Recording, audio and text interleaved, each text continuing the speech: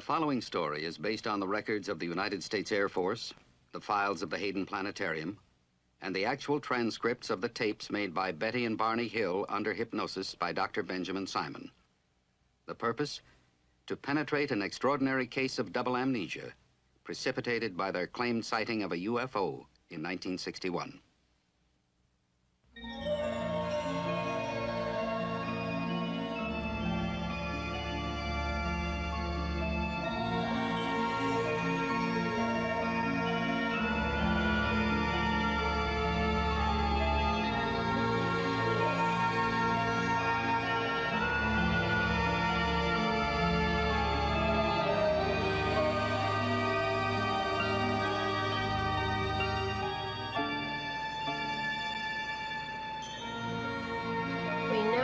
Route 3. I mean, off Route 3, and we've been on every single... Side road, dirt road, dead end. And there's no road, there's no clearing, nothing. Of course there is. We just haven't found it yet.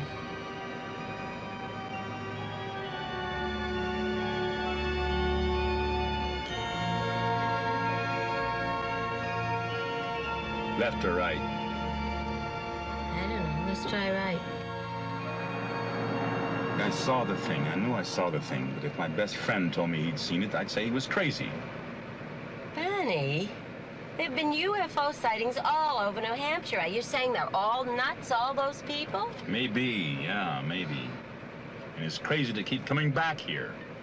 It's like a compulsion, like some of those people you deal with at work. Compulsive gamblers, compulsive wife beaters. What does that make us, compulsive travelers? What's so bad about that? Because we only travel to Indian Head. We only travel Route 3, looking for a road that doesn't exist.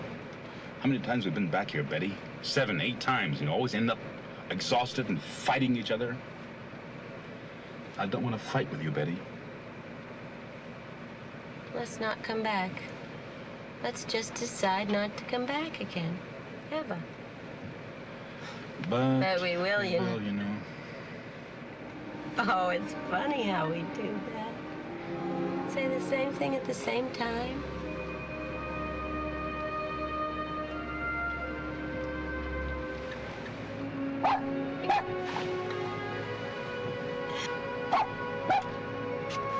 Just a little tolerance, that's all I ask.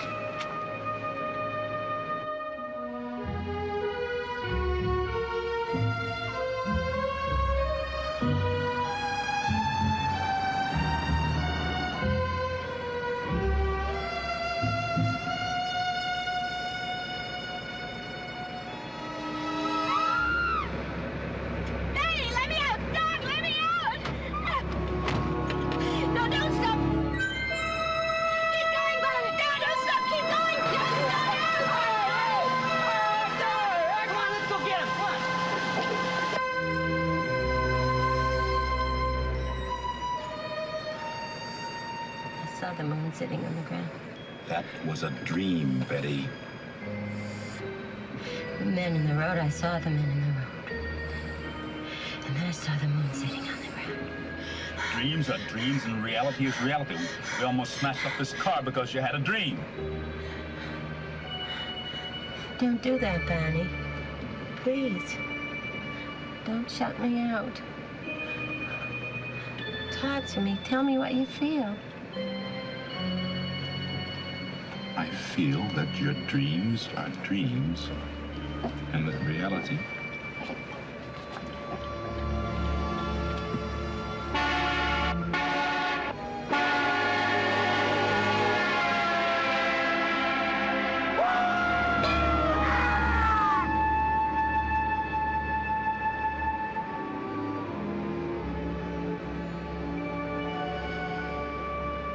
Is that reality? That every dumb kid in a leather jacket is out to harm you? What are you talking about? I wasn't scared, you were. Oh, don't do that, Barney. You were too. I saw your face before. And just now. I was brought up to be careful, remember? It's like an old, scratched, broken record playing inside of me. Be careful, kid, or they'll kill you. Marrying me wasn't being very careful, was it?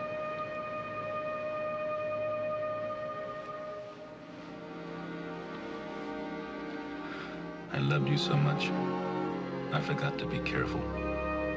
First time in my life, throughout careful.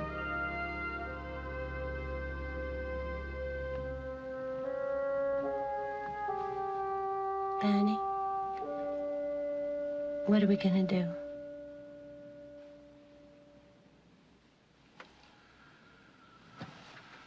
How do I know this thing happened?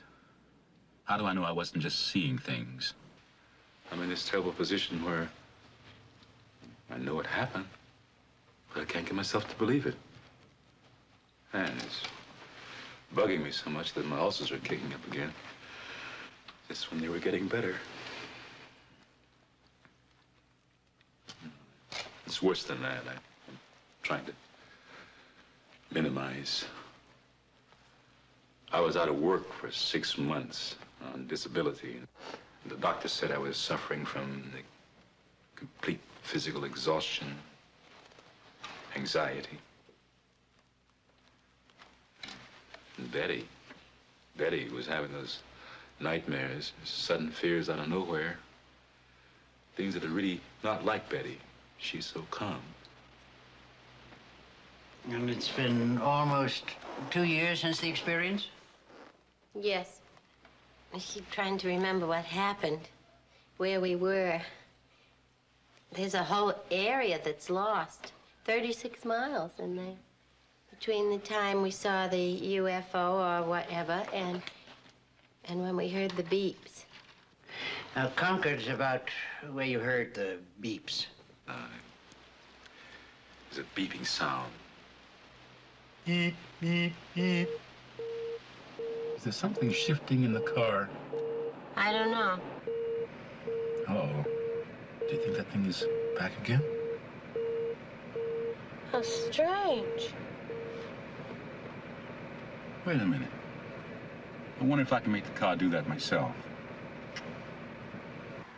It was at this moment, beeping, when your memory returned. It's a time previous to this that you can't remember. Yes, Dr. Simon, that's right. I see. We go back there. Weekends, holidays, whenever we get a chance. We were just there a couple of days ago. The 2 Indian head, you mean? Yes, trying to find... I sort of woke up from a daze and saw the sign, Concord 17 miles. Suddenly, Concord. It was so strange.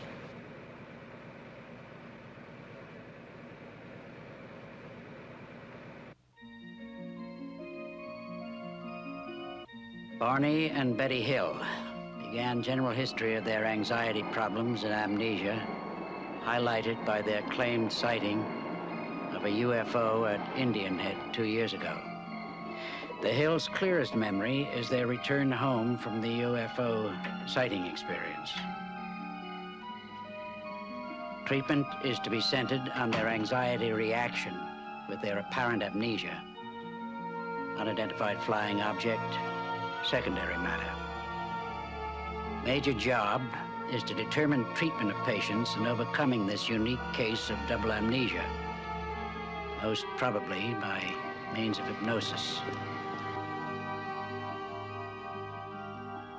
Barney Hill, 39, works for the post office, is distinguished member of NAACP, and active in community fairs, Portsmouth, New Hampshire. Well-read, educated, IQ of 140. Previously married, 2 children. Suffers deep guilt about leaving marriage and children, but sees them as often as he can. Also suffers from childhood of racial strife.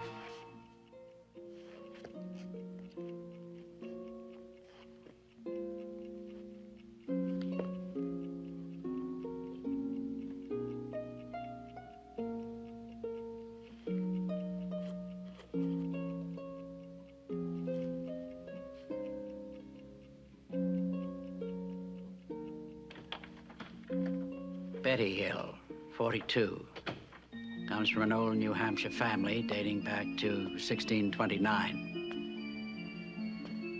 Previously married, 13 years, 2 adopted children, now grown. Returned to university after divorce, received degree, presently works as welfare worker for the state of New Hampshire. She has a background of security in both upbringing and heritage. Barney? Barney, did you take the clothes in the house? What? The clothes, did you bring them in? No, I was too tired. I'll bring all that stuff in tomorrow. I don't want you to bring the clothes in the house. About the clock, you said you glanced up at the clock as you were undressing. Did you see the time? I saw that it was 5 after 5. Didn't register. I don't think Barney realized it either. Neither one of us realized till months later that it was that late.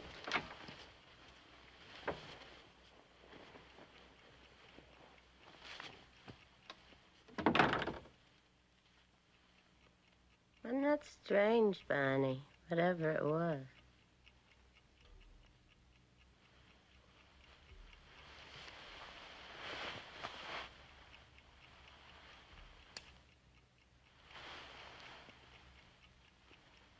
Tops of my shoes are scuffed. What?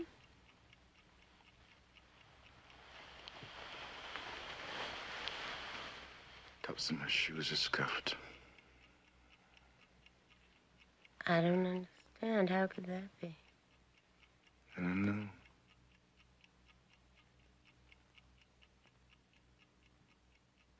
Now, Mr. Hill, when you woke up the next morning, did you experience any particular discomfort on your groin? No. It was there. I could, just had a feeling. But there was no pain or anything. Well, how much later was it that the warts appeared? Oh, 2 months, I guess, before they actually appeared. Before I actually saw them. But I had a feeling before they actually appeared. So he went to the doctor and he diagnosed it, and by means of electrolysis, he was able to get rid of them.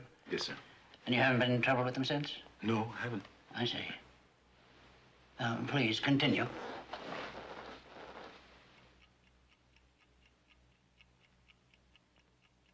Betty, I don't want to talk to anybody about last night, all right? All right. Guess. If you want to talk about it, we can just talk about it to ourselves.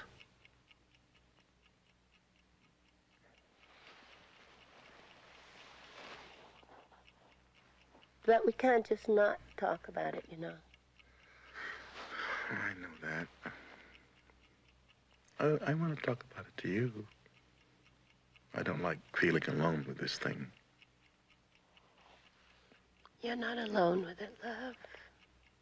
How could you be? We wondered about it, and we talked about it, and then I asked Barney if he thought we could draw what we saw. And he didn't want to do that. But Betty found a way to talk me into it. Well, I'm good at that. And then when the drawings were identical, well, Barney thought they were only similar. I wanted to call my sister, and Barney didn't want me to do that. He got angry. And then when she wanted me to check for radiation, Barney got really upset. Where's the compass?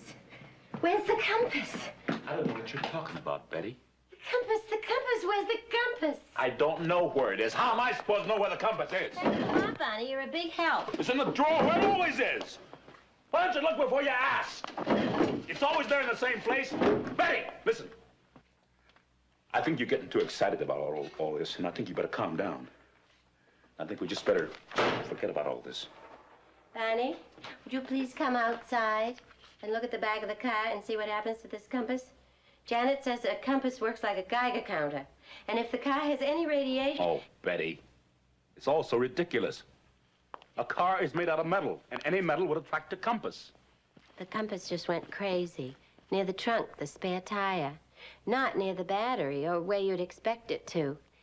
And there were these strange, shiny spots on the back of the car. I finally got Barney to come out and look at them. I figured if I humored her and looked, she'd calm down. Did the spots stay on the car? No, they disappeared. They didn't disappear. At least not right away. What happened is that when I had the car washed, they stayed. All right. Now, let's go on. Janet, it went crazy. Yes, the compass, and there were strange spots on the back of the car. I couldn't call anybody. They laugh at me. No, I'd be embarrassed, and Barney and I decided not to tell anyone, not anyone else. Were you able to deal with that, to live with that? Yes. Well, yes and no. You see, so much of our life was so happy.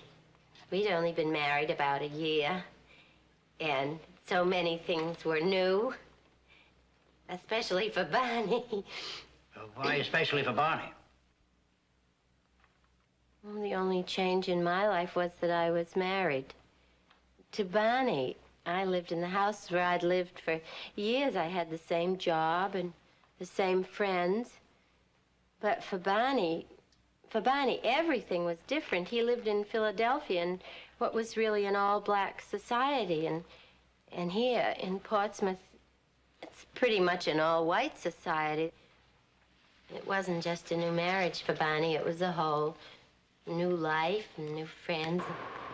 Barney makes friends so easily. Our best friend, them were Jack and Lisa McCraney. Jack's a lieutenant colonel at the Pease Air Force Base, and he and Barney just hit it off.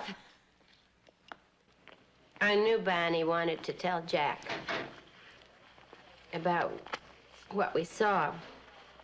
He kept putting it off. But I finally came out with it. The sighting, if it was a sighting, was still gnawing away at me. The sighting itself? No. Whether or not there was a sighting, and whether or not we were seeing things. And Jack just confirmed my suspicion. He said in so many words that anyone that said they saw a UFO was nuts. And that only made things worse, you know. They were our best friends. They were around all the time. We could talk to them about anything at all, except UFOs. That subject was just plain taboo. And those terrible dreams were starting. Had you told Barney about your dreams yet? I'd mentioned them. He had so little time. Barney was working nights in Boston. 60-mile drive back and forth. We were, except for weekends, we were sort of passing in the hallway. It's the moon, you idiot. What are you barking at the moon for? Yes, well, I imagine they were long nights for you. Hard on you. Very long. I keep saying this, though, you know, that we were having so much fun. Barney had joined the Toastmasters because he thought he couldn't speak in public. He found out he could. Then he found out he could make people laugh. The house was filling up with old joke books and old routines on records. And he'd spring them at the worst possible moments. Not so fast, Rodriguez.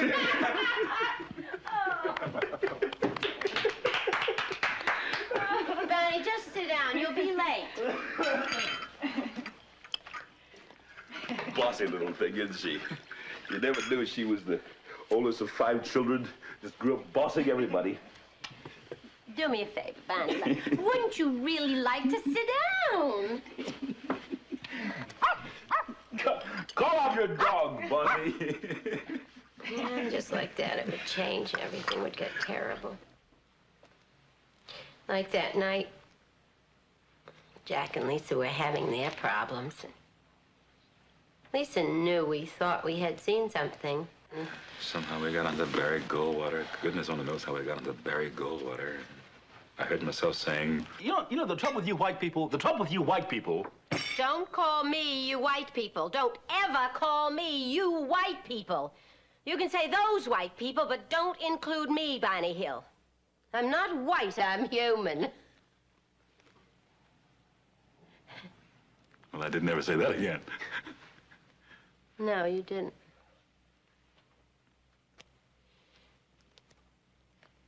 And then they were getting ready to leave, Barney, too, because he had to be at the post office by 9.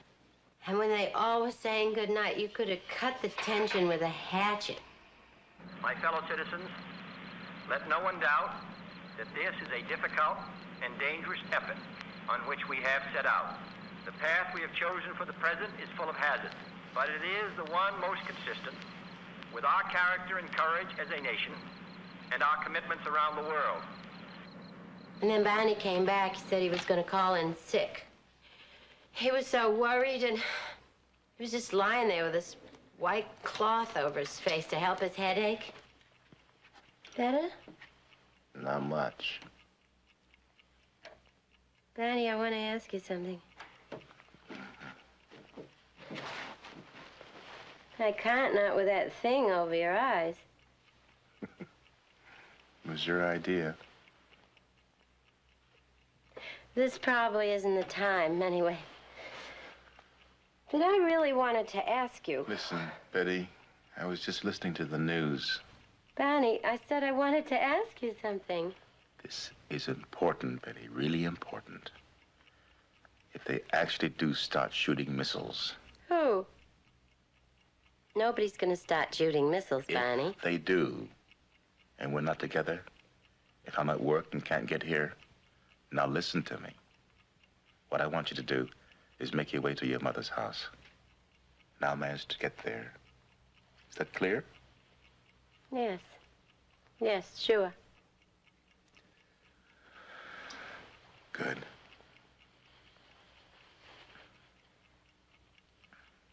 Barney, what I wanted to ask you before was how come we can talk about this UFO business together and wonder what it was together? But with Janet, with Jack, it was a plane, period. With you, I can look like a fool. But with my friends, I can't afford to look like a fool. I got to hate that washcloth. More and more, he'd just lie there with it over his face. Just kept calling in sick. Well, I was sick. The ulcers, the headaches. Yeah, I was worrying. I mean, I've always been a worrier, but this is really getting out of proportion. Worrying about things that I didn't have any control over. I really thought we were going to be attacked. By whom? I don't know. Well, I thought Russia, but I don't know. And were the nightmares continuing, Betty? Yes, on and on. I started writing them down. I'd get up in the middle of the night and write till I was exhausted. I had done that before. When things upset me, I would write them down. It would help. You still have a copy of those dreams? Yes, I stuck them away somewhere. You know, that's funny. I'd forgotten I wrote them down. Because I'd like a copy of them, if you don't mind. Oh, sure. I'll look for them. And it was about this time, Barney, that you went to see the doctor, and he suggested that you take a rest, take a sick leave. Yes, it was about this time. So, I just started staying home, trying to relax, work in the garden, read, stuff like that. The kids came more often. I could see them more often. They really liked Betty. I mean, they got along well with her. They really loved her. Because I used to tease her. I told her that it was her cooking they loved. But, mainly, I was just lying around and reading UFO books.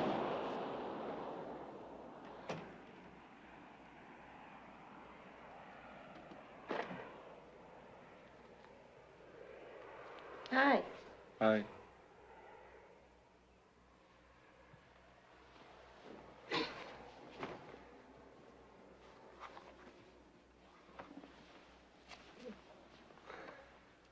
What's the matter? You upset? No, I'm not upset. Why? You weren't smiling. When you came in, you weren't smiling. I didn't notice. I did. Well, obviously you did, or you wouldn't be uptight about it. No, I'm not uptight.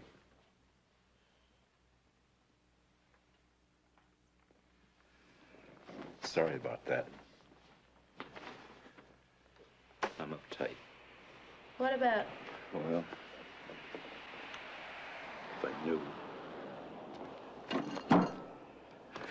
I wouldn't be lying around this house all day, would I? Wouldn't be reading these stupid books. My eyes are full until... What?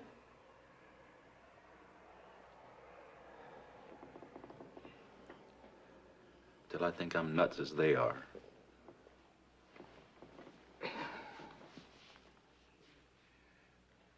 When I asked you to marry me, you said you wanted a psychiatric evaluation.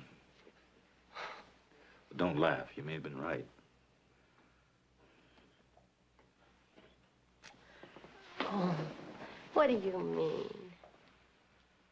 I mean that your instincts may have been right. You may have sensed something. Oh, no, my love. Oh, no, you didn't understand. It wasn't you I questioned, it was me. And I couldn't tell you. Tell me what? I still can't. Listen, don't you know by now you can tell me anything?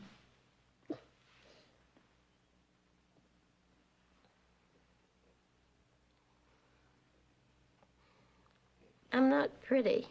Who says? Nobody. It's something I know. Something I've always known. I'm not pretty. And that's nonsense. And what's it got to do with a psychiatric evaluation of me? Oh, you don't understand. I was afraid you thought you loved me. You thought I was pretty because I was white.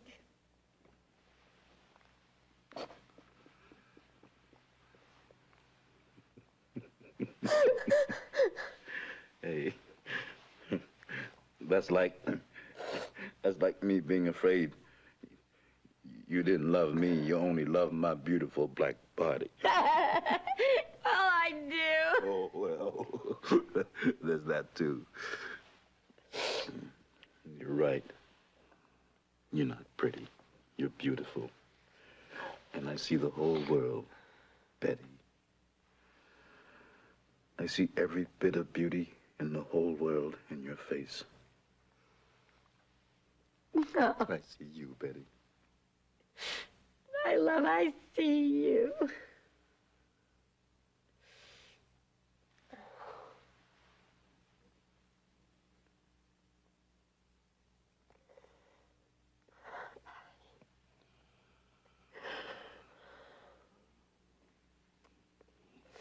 This is the way it should be. This is the way it was.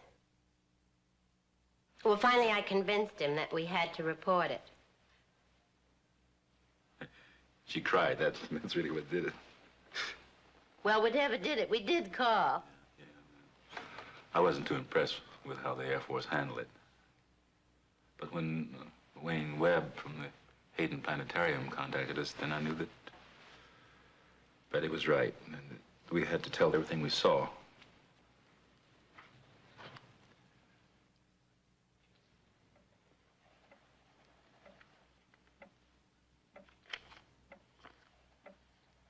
No need for you to be concerned. No need for you to be worried.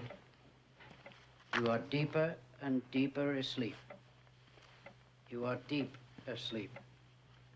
You will remember everything, and you will tell me everything. It is now September 19th, 1961. You will remember everything, and it won't trouble you. Your memory is sharp now.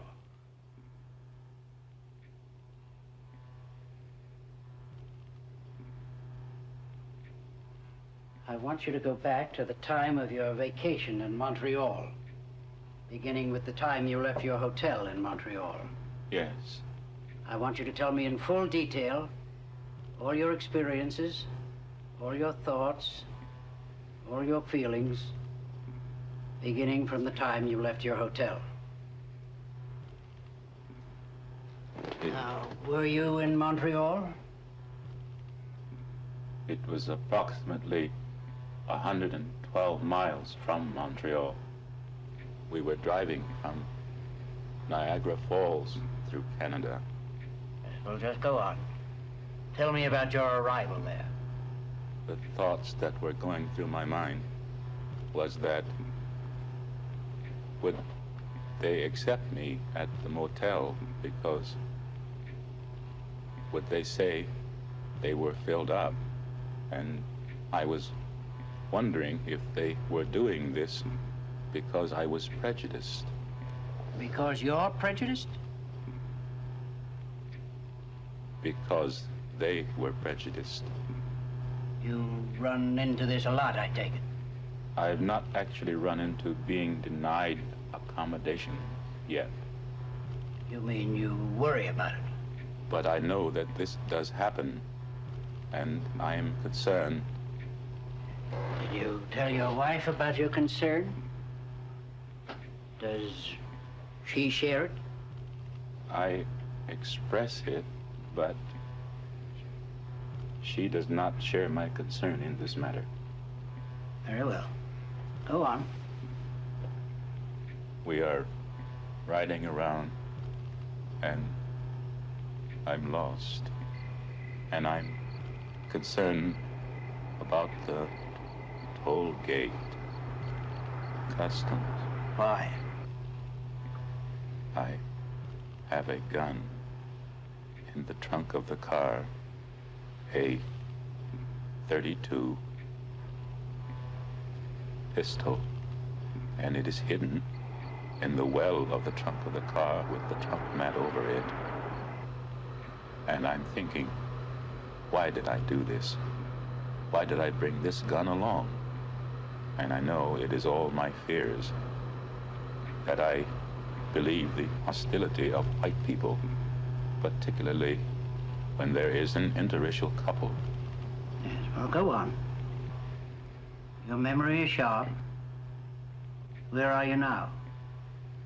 Now, we're in the country part of New Hampshire on Route 3, and I'm thinking, I've got to get a hold of myself and not expect hostility when it was no hostility there. And I look up through the windshield. I look up through the windshield of the car where Betty saw a star. Oh, that's funny. But I said, Betty, that is not a star, it's a satellite.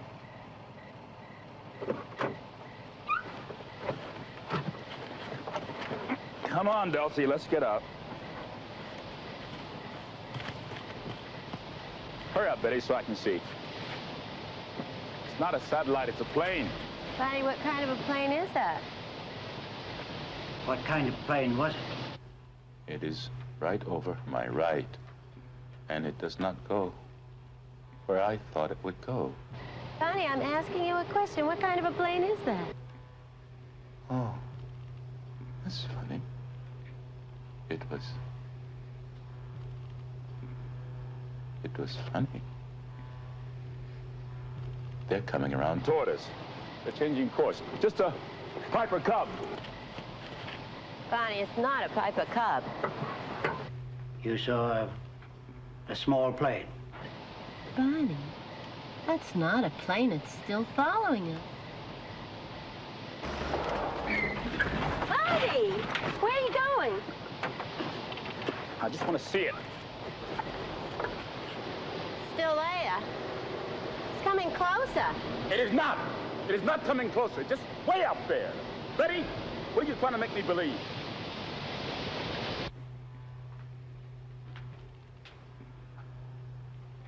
All right. We'll stop here for now. Just relax. Be comfortable. Until you hear me speak again, you won't hear any sound here.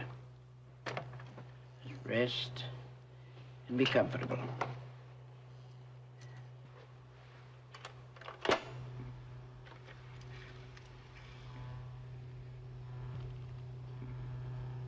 All right, you may proceed now. And I am wondering, why doesn't it go away? Do you still think it was a small plane? And I'm wondering why these pilots, why, they shouldn't do that. They shouldn't do that. And I can't hear any noise. And I think this is ridiculous. I can't hear any sound. And I want to get back in the car and get out of there. I gotta get out of there. And it is still coming around towards us. And I look up and down the road, and I think how dark it is. And I think, what if a bear were to come out? And Betty is looking. I think she said, and I'm mad with her. I think Betty is trying to make me believe this is a flying saucer. And I am wondering, why doesn't it go away? I want to wake up. You won't wake up. You're in a deep sleep. You can go on.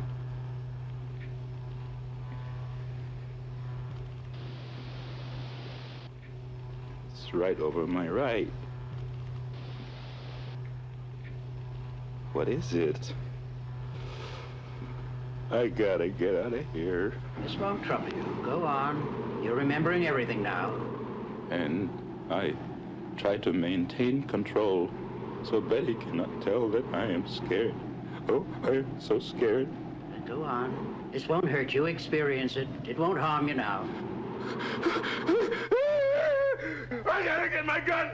I gotta get my gun! I gotta get out of here! I gotta get my gun! I gotta get my gun! Take care.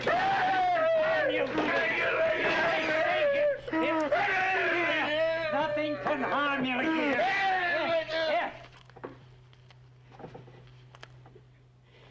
You're in a deep sleep. You can remember nothing. Now calm yourself. Calm yourself. Here, come on. Now, come on back. And sit down.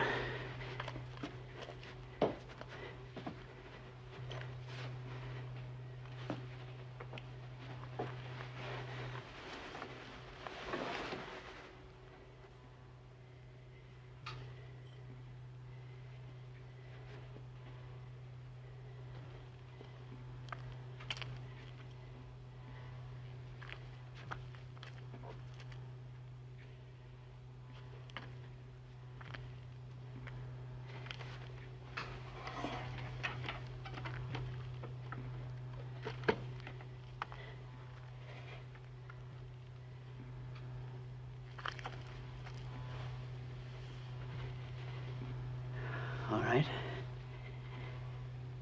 You can wake up now. You can remember everything. Just go on remembering. There's no need for you to cry out. You're calm now. You still feel you have to get your gun? Yes. It meant to harm you, you felt? Yes. And I open the trunk and I take it out and I put it in my coat. And I look and I say, I'm not afraid. I'm not afraid. I'll shoot it down. And I run out across the road. And there it is, up there.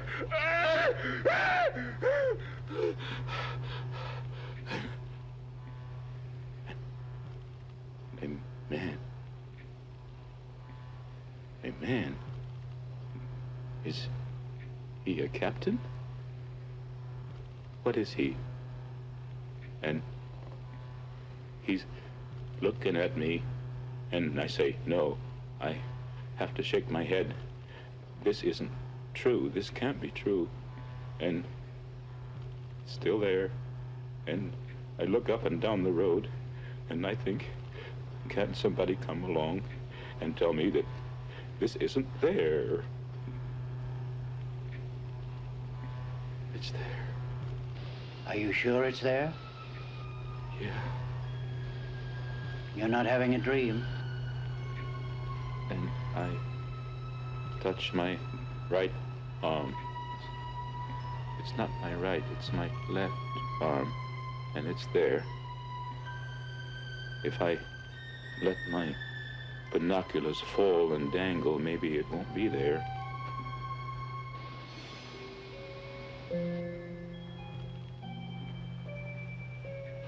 But it's there. Why? What do they want? What do they want? And this one person looks friendly to me. He's friendly looking. And he's looking over his right shoulder at me, and he's smiling, and he's friendly. But the other one, with the evil face, he looks like a Nazi. He's a Nazi. Did he have on a uniform? Yeah, yes. Did they have faces like other people? His eyes are slanted. Oh. His eyes are slanted. Oh. I feel like a rabbit. What do you mean by that?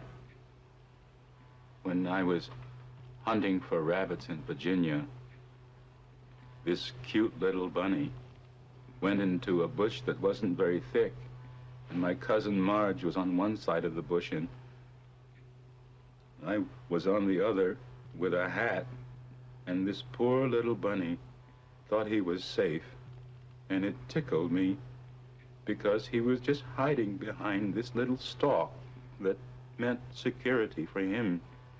And I pounced on him and threw my hat on him and captured the poor little bunny that thought he was safe.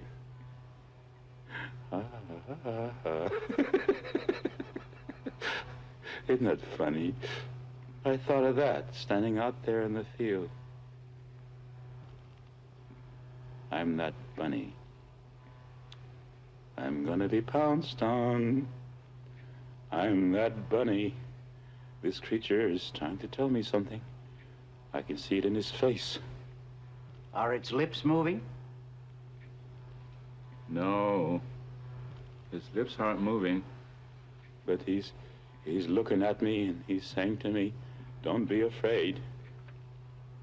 Did you hear him tell you this? No. You felt he said it? I know.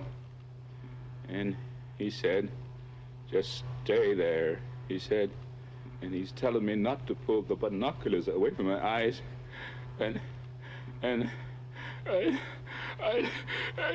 oh, God, give me strength. I'll fight it off. I'm not afraid.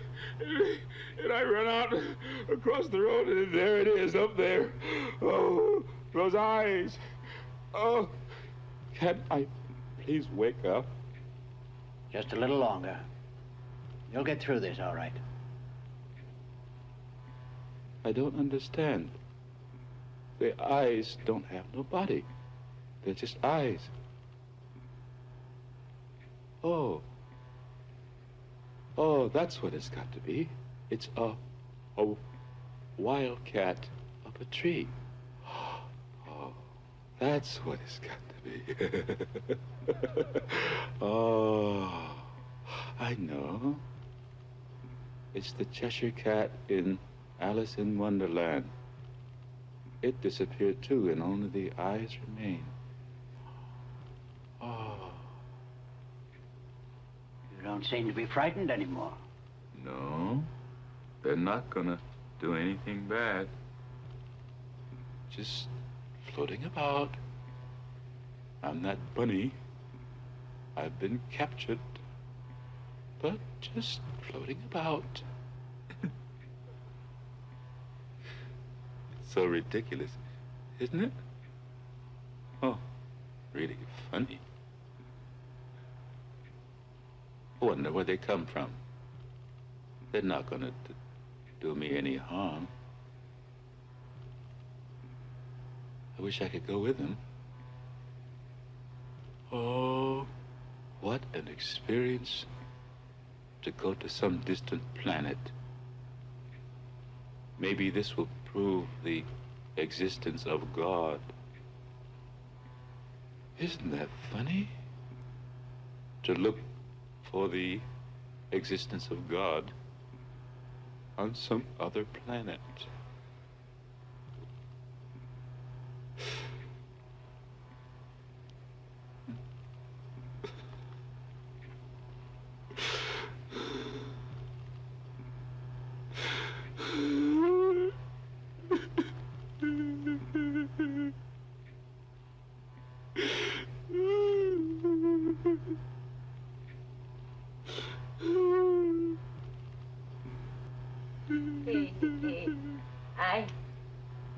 I don't know if he was laughing or crying, but he said to me they were going to capture us. They're gonna capture us. We gotta get out of here. Look out, you can see them. They're right overhead. They're right directly over our car. They're out there. I don't see anything.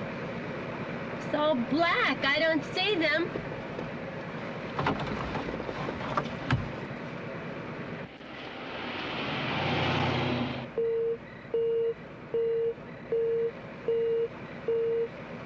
What's that? What's that noise? I don't know. Now, just a moment. This was the first series of beeps, when your amnesia begins. I don't want to. There was the second series of beeps, when your memory returned. I don't know. Well, you will remember, clearly.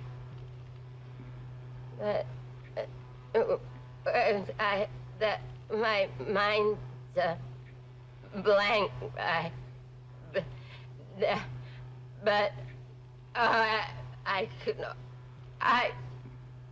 almost remember. You can remember. Oh, I get this point. I can't get beyond those beeping. You can get beyond it. It's all right. You've never remembered it before. This is the 2 hours you could never remember until now. Because you're there now. It's all right. Go on. Remember. No need to be upset.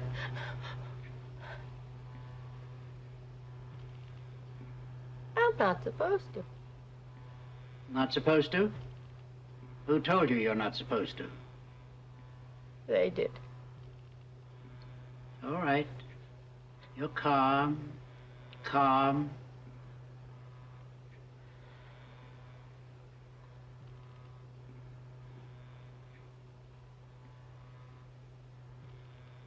We're driving along.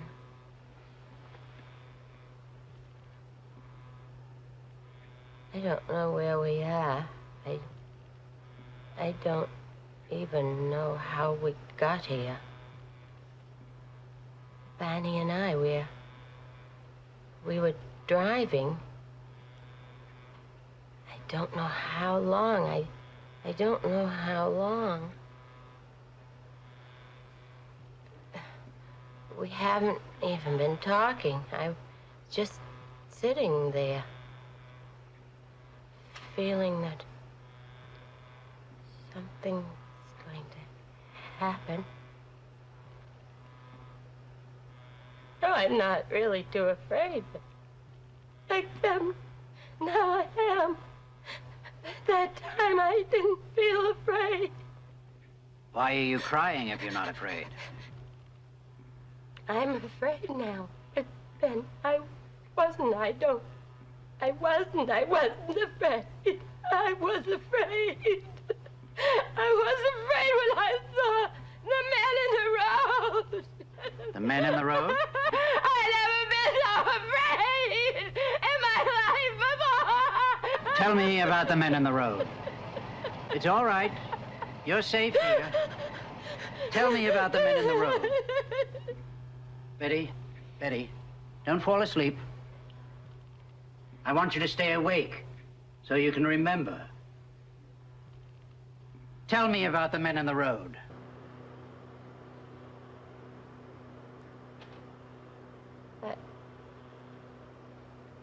I wasn't too afraid of the men. When I saw them, they were standing there. And I thought, oh, well, you know, they're not so awful. I don't know, I wasn't too afraid when I saw them. They were just, no, I couldn't get a good look at them.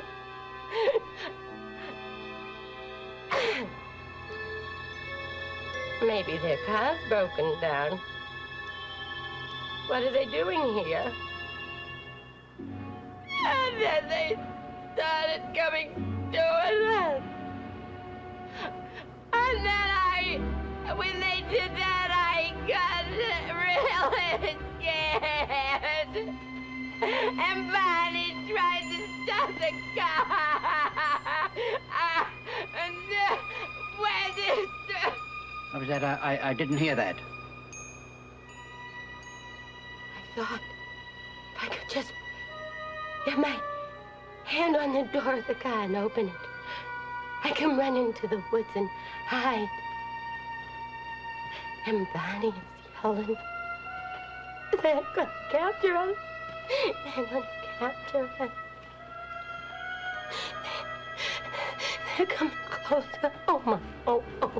They're coming closer. I just put my hand out. I put my hand on the door of the car. And I'm gonna open it. And they open it for me. They open the car door. This man. Now there's two men behind us. There's 1, 2, 3 men. And there's 1, 2 more men behind them.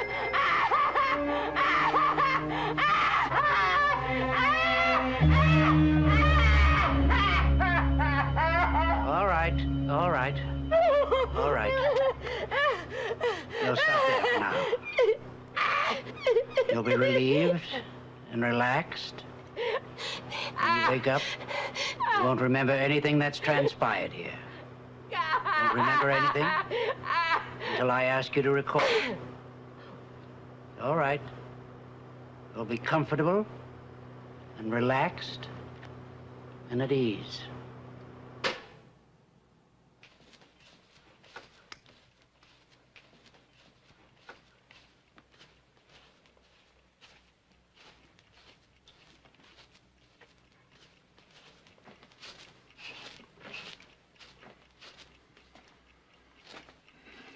Oh, the beautiful people. Don't do that. The Kennedys don't giggle. What about? You got no class, girl. Don't give me that talk about your Mayflower ancestors. Now,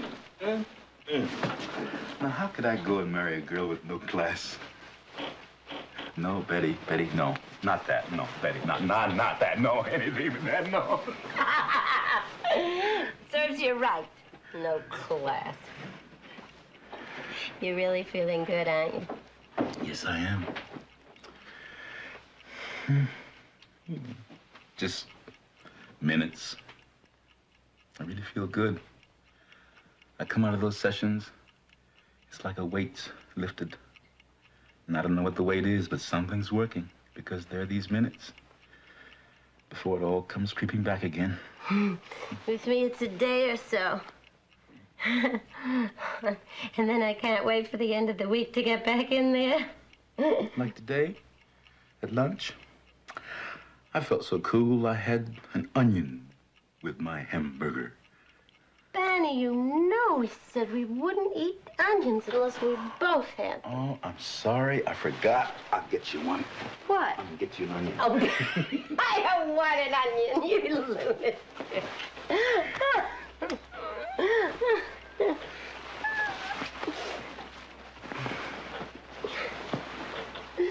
It's really strange, isn't it? It really is. So amazed. So curious. Just dying to find out what's going on in there. So am I. It's amazing. I didn't think I could be hypnotized. It's so unlike me. Just have to be in control all the time. But I walk in there and bang. I guess I trust him. Me, Barney Hill, trusting somebody. Except me? And him. Yeah, it's funny. I trusted him right away. So did I. Oh, yeah, but you're used to trusting people. You know me. I'm not paranoid. It's just the whole world is out to get me. Especially boys with ducktail haircuts and old ladies. Old ladies? What, are you kidding? Yeah, sort of. No, not really. My earliest memory, except that I don't think it was really a memory, just that my mother told the story so much that I feel I remembered it. I was just a baby, 6 months, 9 months. And we moved into an all-white neighborhood in Philadelphia. And my mother put me out on the porch in a carriage. She came out just in time to see an old lady sneaking across the porch with a pot of boiling water, and she was going to dump it on me. Oh. Yeah. You're not crazy. Well, I don't know. Maybe it didn't really happen, but I grew up on stuff like that. All those summers in Virginia. I remember my uncle and all the men on the farm sitting up on the porch all night with their loaded guns. All night because they were coming. They said they were coming, but they didn't come. I know. No, I don't know. Well, there's no way I could ever know, is there? No, thank God. My fears? You know, it's odd. My fears aren't ever of the real. No, it's what I don't know. The unknown. Death, lost time, and really, the unknown. Mm-hmm. It's not that frightens me. It's not being in control. The idea of not being in control.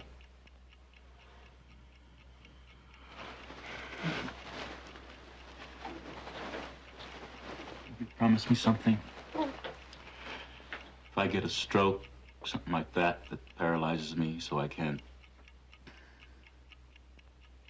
would you put a pillow over my face? That's not fair, Barney. Barney, that's not fair to ask me a thing like that now, to ask me to promise. All right, don't promise now, but if, just decide then, knowing. Okay, I'll decide then, when you're 102. It runs in the family, you know, strokes. And I truly am scared. I would have told you about that and asked you about that before, but I didn't want to frighten you. Will you be all right? No. No, I wouldn't be all right. Oh, baby, don't cry. Didn't mean to make you cry. Yes, you did. You did. fine. We were laughing. We were fine. You had to spoil it. You had to.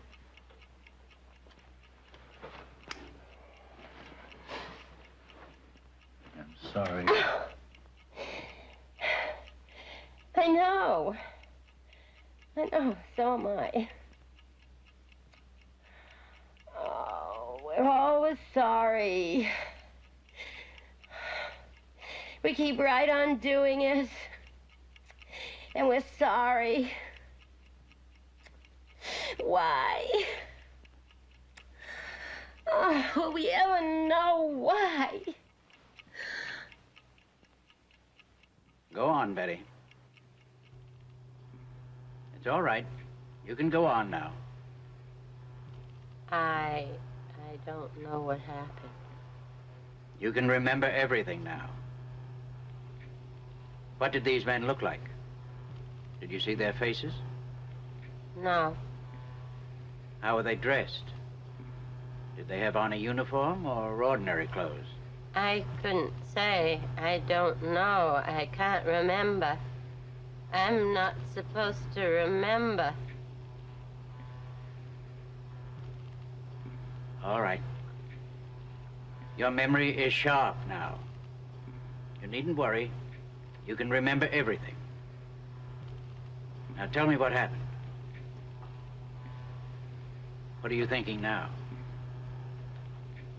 I'm thinking I'm asleep. Asleep in the car? I'm asleep and I've got to wake up. I don't want to be asleep. I keep trying to wake up. And then I do. I open my eyes. I'm walking through the woods. I open my eyes quick and I shut them again. And Barney is behind you? There's a couple of men behind me, and then there's Barney. There's a man on each side of him. And my eyes are open, but Barney's still asleep. He's walking and he's asleep. And then I begin to get mad. And I said to myself, who the heck are these characters and what do they think they're doing? And I turn around and I say, Barney, wake up. Barney, why don't you wake up? And I'm getting really annoyed at Barney. And I say, Barney, wake up. Is Barney his name? And I wouldn't answer. And then the leader, there's no reason to be afraid. We just want to do some tests. And then when the tests are over, we'll take you and Barney back to your car. You'll be on your way back home in no time. And then come to a clearing. And there was, oh, I wish it were light so I could get a better picture of it. There's a ramp to the door. The object was on the ground. The moon sitting on the ground. The object was on the ground? I think that's the same one I saw in the sky. And I thought it was the moon. We go inside, and there's a corridor to the left. In the corridor, there's a room. Man who spoke English is in the room.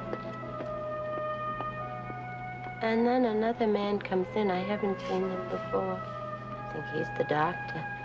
And they both look through this machine here and here. What do you think they were doing? I have an idea. They're taking a picture of my skin.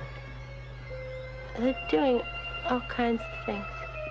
And then they took something like a letter opener, only it wasn't, and they scraped my arm here. And then they put the little skin scraping in a piece of cellophane or plastic, something like that. And oh, then they feel my hair back on my neck and take a couple of strands and pull it out. And the examiner tells me to take my dress off before I even have a chance to stand up to do it. Your dress has a zipper down the back? Yes, it zips down the back. The examiner unzipped it and flipped my dress off.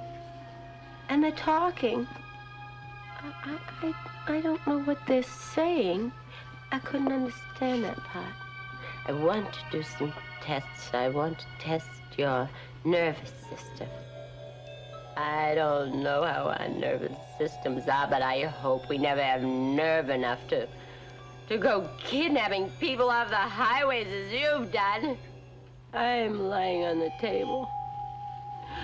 I don't know what they're doing, but they seem so happy with whatever it is they're doing. And they touch me with a needle. Doesn't hurt. It's something like a TV screen. And then they turn me on my stomach and then back over on my back. And I see the doctor has a long needle in his hand. Go on. Go on, it's all right. What are you going to do with that? And he tells me that it won't hurt. He just wants to put it in my navel. It's just a simple test. Stop, it's hurting, take it out! And the leader comes, he rubs his hands over my eyes and says it will be all right. I won't feel anything. The pain's gone away. Still sore when put that needle in. I don't know why they did that, because I told them they shouldn't do it. Did they make any sexual advances to you? No. I asked the leader, I said, why did you put that needle in my navel? And he said, it was a pregnancy test.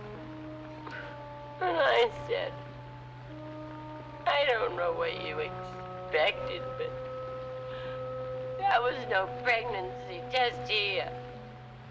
When you had all of these experiences with your dreams, why would you have dreamed all these things?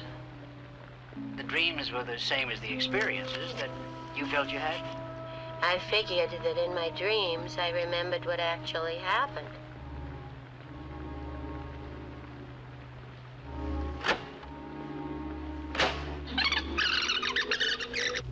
Did these men speak to you?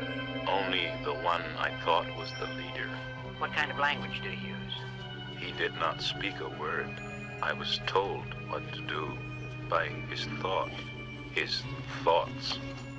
And I was always aware that somehow there was something peculiar, which is the absence of a mouth. There seem to be indications that a great deal of the experience was absorbed by Barney Hill from Betty, in spite of his insistence that this was his own. And there are definite indications that her dreams had been suggested as a reality. The implications are self-evident. Go on, it's all right. And so then I asked him where he was from. And he asked me if I knew anything about the universe. And I told him, no. I knew almost nothing. But don't judge this country by me. There are people who do know all about the stars. And there was this one big circle, and it had a lot of lines coming out from it. And then to another circle, quite close, but not as big. You think you could draw the map? Yes, I think so. He said these were places they went to occasionally, and the broken lines were expeditions. And I asked him again where his home port was, and he said, where are you on the map?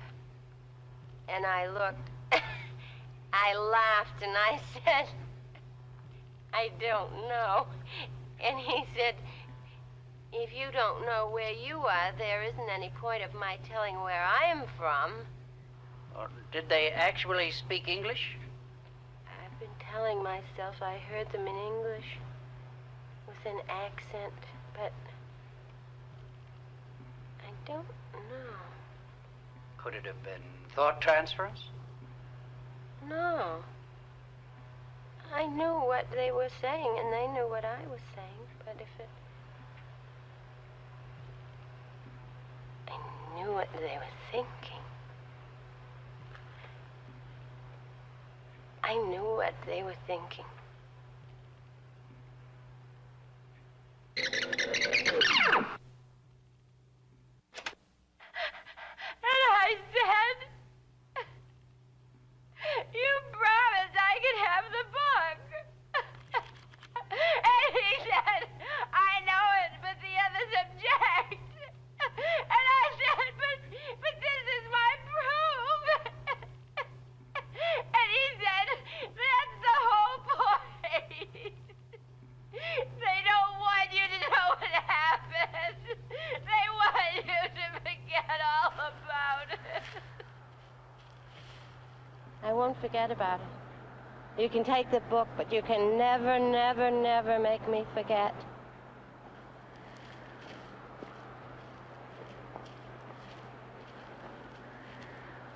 I'll remember if it's the last thing I do.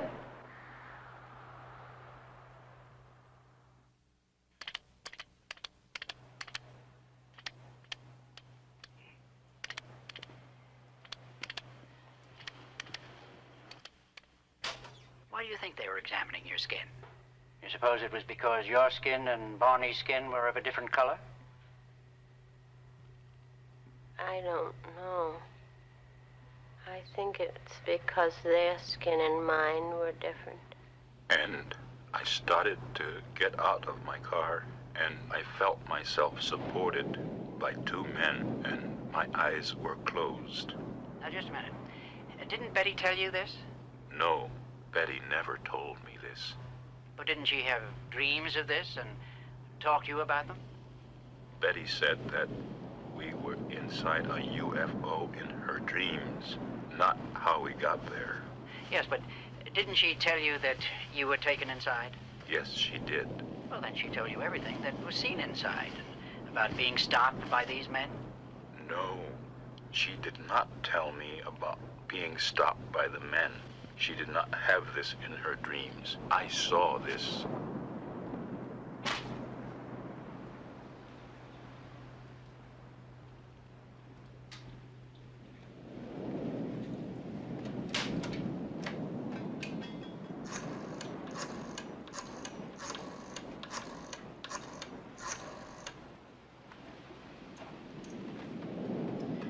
General Davidson, please.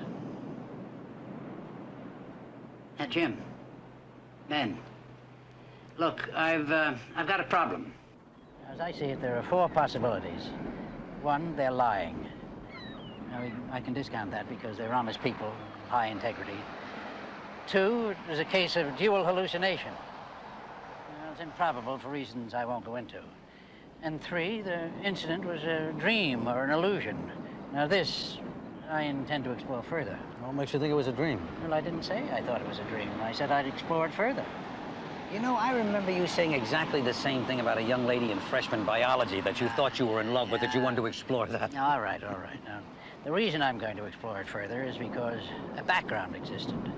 A sensitized background existed on which a fantasy could be imprinted to be experienced later as a dream. Now, hold it, Ben, you lost me. Yeah, well, forget about that. I can't discuss the personal aspects of this. But what I really want to know is the sighting of a UFO probable? More important than that, has there ever been an actual case of an abduction aboard a UFO? Is that possible? Do you want the official Air Force position, or... Well, I want whatever you can tell me. All right. The official position is, we don't know. Now, you think you could take that a step further? Yeah, but not too much. Because each year, after investigating about 1,500 reports of UFO sightings, we've come up with a 95% explained natural phenomenon. I mean, balloons and things. Balloons, weather inversions, kooks, and 5% unexplained. Now, that unexplained is never denied. We just file it under the heading of insufficient data. But Ben, as a friend, I'll tell you, I wonder about that 5%. There are just too many reports, good people, sound people, and we can't seem to find any answers that make any sense. So as for the sightings, yeah, I really wonder about them. But for an actual abduction, now that I never heard of. And offhand, I'd say that it's Extremely unlikely. No, I'm not saying that. What I'm saying is, I think a sighting is possible. But an abduction? Ben, I'd have to have an awful lot of proof, an awful lot of facts. So you're saying that without the facts, you'd consider it highly improbable, even impossible? Yeah, Ben, that's what I'm saying.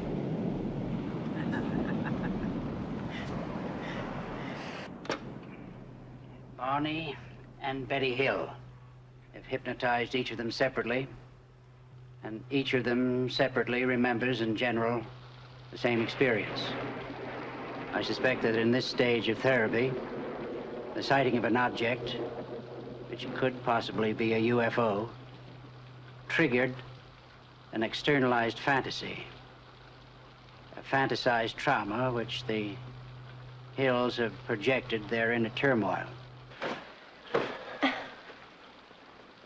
I just had a hysterical thought. What if Dr. Simon were a spaceman? Oh, Betty, don't be ridiculous.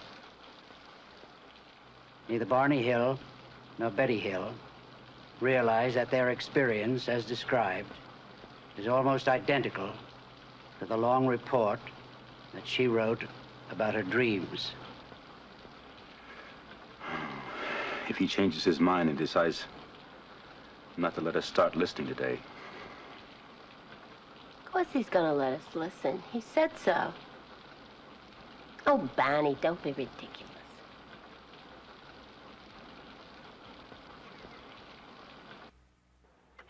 So he asked me, what are vegetables? I just couldn't explain what vegetables are. And he said, was there one kind I liked? And I said my favorite was squash. And he said, tell me about squash. So I said it was yellow usually. And he said, what's yellow? And I started looking around the room, and I couldn't find anything yellow at all. Now, I want to read something to you. He asked questions. What did vegetables look like? My favorite one, squash. What did it look like? I tried to explain the color of it and looked for some yellow coloring in the room, but could not find any. It's from my dream. What I wrote down. Yeah, well, now, I want to explain something to you that you probably know already. The rules that operate for the conscious mind don't operate for the unconscious mind. Things are and are not all at the same time. Now, under hypnosis, what a subject believes determines what is truth to him. Wait a minute. Would you say that again? Well, in other words, what comes out under hypnosis, you believe to be true. It is true for you. But a fantasy or a dream can be as true for you as reality. I said I hoped that somehow we would meet again. Maybe he would come back. And he said, well, he would try. And then they all turned and started to go back. And I get up to the car, and Barney's inside, and I say, come on out and watch him leave. Don't be afraid, Delcy. There's nothing to be afraid of. And so we're watching them leave, and it starts glowing, getting brighter and brighter. It's a large ball, a big orange ball, and it's glowing and rolling just like a ball. And I'm so happy. Suddenly, the ship became a bright glowing object, and it appeared to roll over like a ball, turning over about 3 or 4 times, and then sailing into the sky.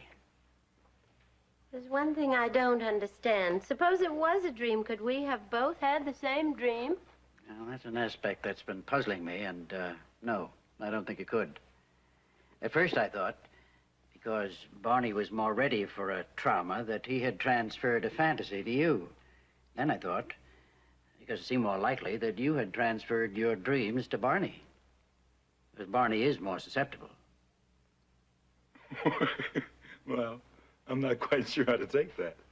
But I'll tell you something. I don't really care if it's a dream or real, because the longer these tapes play and the more we listen to them, deeper and deeper we get into it, I feel as though something is being lifted off my shoulders. And it's better than suffering with it, you know. All those anxieties and wondering. That's the whole point.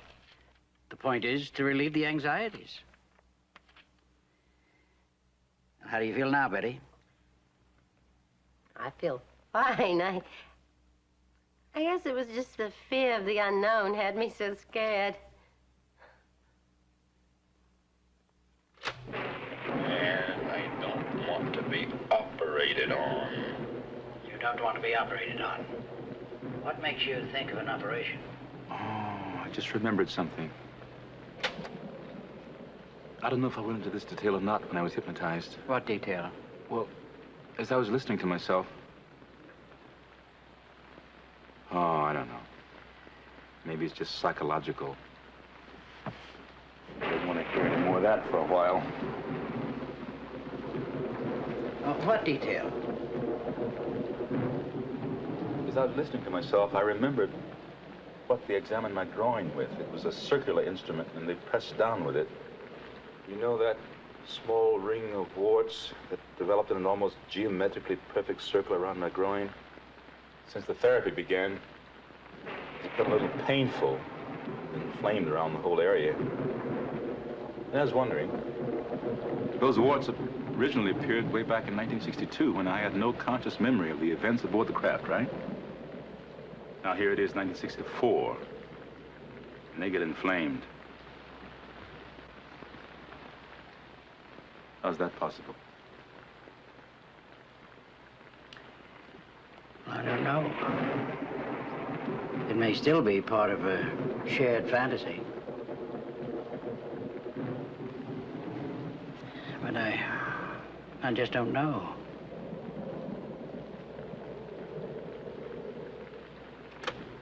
I want to wake up. You won't wake up. You're in a deep sleep. You can go on. And I look and I say, I'm not afraid. I'm not afraid. I'll shoot it down. And I run out across the road. And there it is, up there.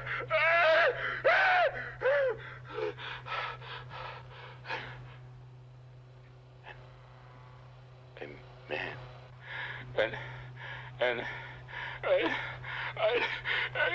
oh, God, give me strength. I'll fight it off. I'm not afraid. And I run out across the road, and there it is, up there. Oh, those eyes. Oh, can't I please wake up? Go on. This won't hurt you. Experience it. It won't harm you now. I gotta get my gun. I gotta Can I turn it off? No. I gotta get out of here. I gotta get my gun. I gotta get my gun. I don't like them putting their hands on me. I don't like them touching me. It's all right, Barney. Just be calm.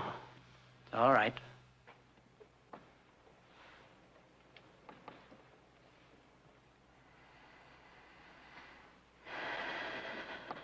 Dr. Simon, I don't want to offend you in any way, you understand? I have a great respect and admiration for you. And I can only thank God that we came to you with all this. But your theory about dream or fantasy, it's real. It did happen. I know that now.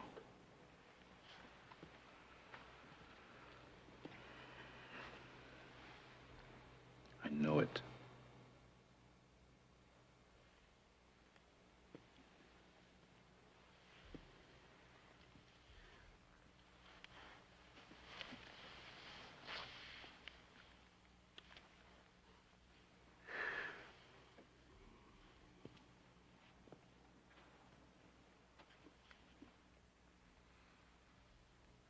Dr. Simon, I haven't said before either how grateful I am. I just want to say, too, thank God we came to you with all this. Well, thank you, Betty and Barney. Thank you both.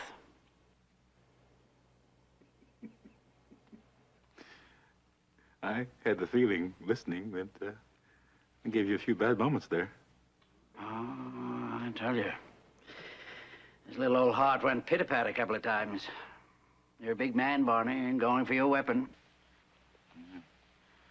I had that gun in my coat the whole time. Can you believe that? Walking along, with my eyes shut. Scared little bunny rabbit. And a gun in my coat. And you didn't have a gun, and you're half my size, and you're telling those creatures off.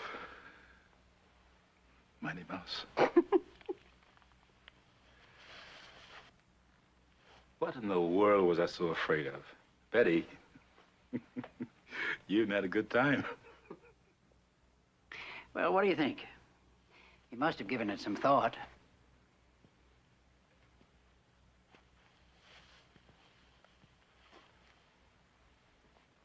The bunny, capture, bondage. Of any kind. Yeah. Of any kind. The dark. The dark. Well, that's all I did, you know. A child is frightened of his dark bedroom. You lead him slowly, gently into that dark, frightening room. Let him touch all the corners, all the objects that seem like monsters, until he knows that those corners are just corners. The monsters are just chairs and lamps. Dark bedroom, spaceship, or the mind. Hey, listen. The next time we go in the dark together, will you please, for Pete's sake, tell me to keep my eyes open? I did. You didn't listen. I will. Next time I will. With active treatment discontinued, Barney and Betty Hill settled down to their routine life. Betty Hill's schedule as a social worker for the state of New Hampshire was both demanding and rewarding. Barney Hill continued in normal fashion at the post office department and increased his community and political activities. He served on the board of directors of the United States Civil Rights Commission, the NAACP, and the Anti-Poverty Program. As their doctor, I felt that their treatment had been successful. The primary purpose, to penetrate the amnesia in order to relieve their anxieties, had been accomplished. The question concerning the real or fantasized aspects of the trauma remains a question. Daddy, you were so silly.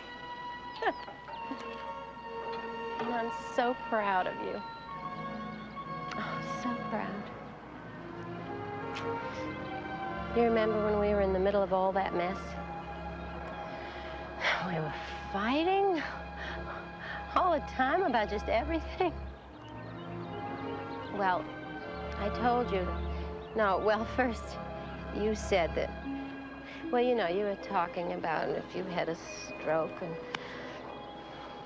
and you asked me if I would be all right. I remember. And I told you I wouldn't be. Well, Barney,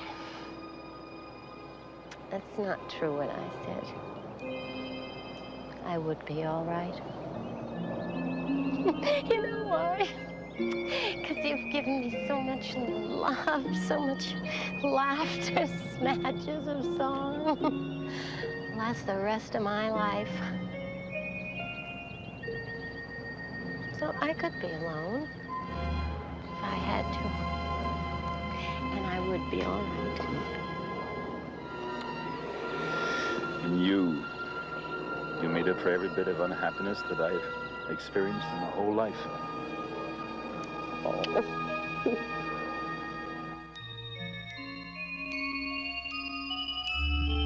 In 1963, under hypnotic suggestion, Betty Hill drew from memory the map shown to her aboard the spacecraft.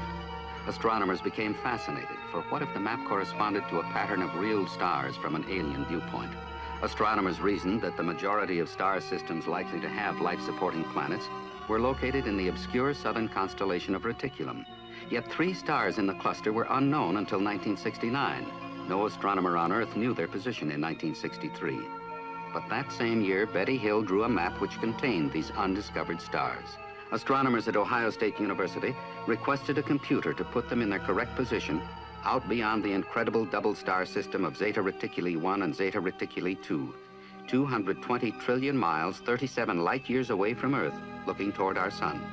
And the computer duplicated with virtually no variation the now famous map of Betty Hill.